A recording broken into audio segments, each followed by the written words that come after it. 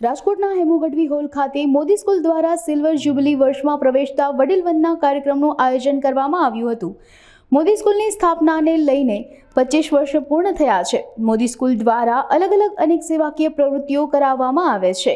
મોદી સ્કૂલની music team દ્વારા રાજકોટના અલગ વૃદ્ધાશ્રમોની મુલાકાત લેવામાં આવી હતી અને વડીલોને પૂછ્યું હતું કે તમારા સમયમાં કેવા ગીતો હતા અને તમને કયા ગીતો સાંભળવા ગમતા હતા। રાજકોટના 7 વૃદ્ધાશ્રમમાંથી વડીલો ઉપસ્થિત રહ્યા હતા। મોદી સ્કૂલના સ્ટાફ મેમ્બર અને વિદ્યાર્થીઓના દાદા દાદી અને નાના નાની પણ વડીલ વંદના કાર્યક્રમમાં જોડાયા હતા।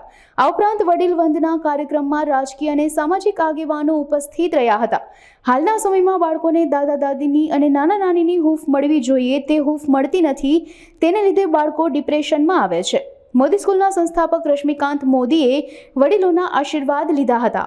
નમસ્તે, આઈ એમ ધવલ મોદી, મોદી ગ્રુપ ઓફ સ્કૂલ્સમાંથી આવું છું। આજે મોદી ગ્રુપ ઓફ સ્કૂલ્સને 25 વર્ષ પૂરા થાય છે, તો એમાં એક સિરીઝ ઓફ પ્રોગ્રામ્સનું આયોજન કરેલું છે, જેમાંનો એક છે વડીલ વંદના કાર્યક્રમ। આપણે કોઈ પણ કાર્યક્રમ હોય તો પરમ કૃપાળુ પરમાત્મા અને વડીલોના આશીર્વાદથી શરૂ કરતા હોય, તો એવો જ એક કાર્યક્રમ વડીલ વંદના કાર્યક્રમ આજે યોજાયેલો છે। 2 પાર્ટમાં છે, જેમાં આપણી સ્કૂલની મ્યુઝિક ટીમ જે છે એ લોકોએ અલગ બાળકોને લઈ અને વૃદ્ધાશ્રમની વિઝિટ કરી, ત્યાં બધા વડીલોને આશીર્વાદ લીધા, એમની પાસેથી સજેશન લીધા કે એમને કેવા સોંગ્સ ગમે, એમના ટાઈમે કયા સારા એક્ટર્સ હતા, એમના કયા સોંગ્સ વધારે ગમતા, કયા સિંગર વધારે સાંભળવા ગમતા, અને એવો એક કાર્યક્રમનું આયોજન કરેલું છે। એટલે આપણે આજે રાજકોટના ઓલમોસ્ટ 7 વૃદ્ધાશ્રમમાંથી અલગ વડીલો આવેલા છે। સાથે સાથે આપણી સ્કૂલના બાળકો અને સ્ટાફ મેમ્બર્સ, એમના દાદા દાદી, નાના નાની, તેઓ પણ આજે આ કાર્યક્રમમાં જોડાયેલા છે અને એક સરસ મ્યુઝિકલ ઇવનિંગ એવું એક આયોજન કરેલું છે।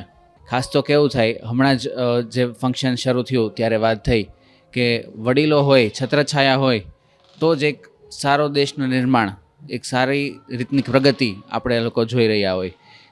અત્યારે કેવું છે, અગાઉ 25 વર્ષ પહેલાંની જો વાત કરું તો ત્યારે હમણાં સરે કીધું કે ભાઈ દાદા દાદીને અમે ઇન્વાઇટ કરતા।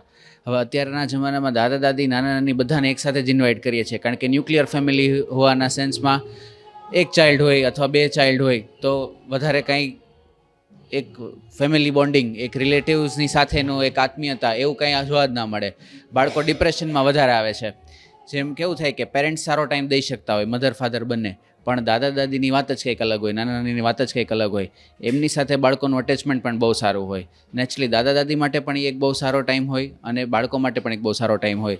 તો એ જે એક મોટિવેશન હોય, એ જે એક સારા બોન્ડિંગથી જોડાયેલા હોય એ બહુ ઓછું જોવા મળે, એટલે જ ડિપ્રેશનના કિસ્સાઓ વધે છે। બાળકો ફ્રેન્કલી વાત નથી કરી શકતા, તો આ બધા કિસ્સાઓ વધે છે અને એક જે હૂંફવાળું વાતાવરણ કહીએ એ બધું આપણને અત્યારે ઓછું દેખાય છે। મોબાઈલ ને એ બધાથી વર્ચ્યુઅલ ફ્રેન્ડ્સની દુનિયા મોટી થતી જાય છે, જ્યારે કે ખરેખર જો ફેમિલી બોન્ડિંગ જ એવું હોય, જોઈન્ટ ફેમિલી હોય, તો એની વાત જ કંઈક અલગ છે।